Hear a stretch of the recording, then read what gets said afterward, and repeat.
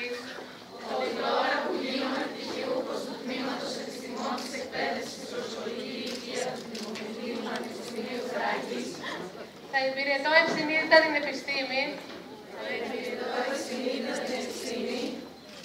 με όση αφοσίωση μου επιτρέπουν οι σωματικές και πνευματικές μου δυνάμεις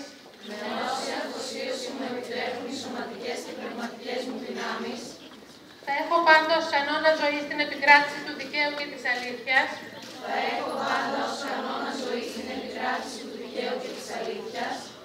Θα δίνω τη βοήθειά μου σε όσους συνανθρώπους μου την έχουν ανάγκη.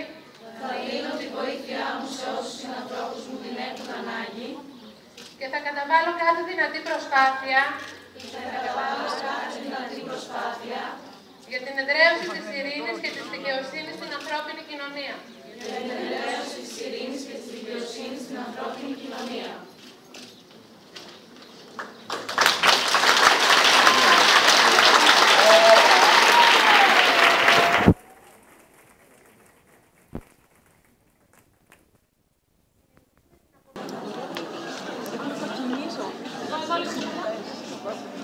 Παπαϊωάννου Κωνσταντίνα Κοντονού.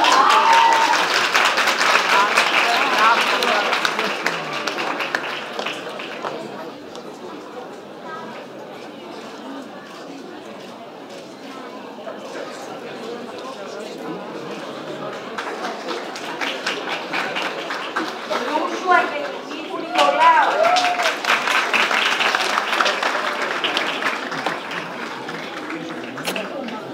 Συγχαρητήρια, αγάπη μου. Το πτυχίο σου να φαίνεται.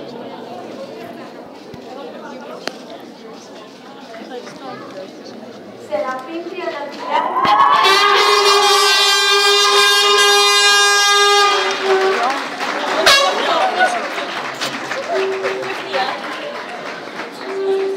Δείξτε το μου.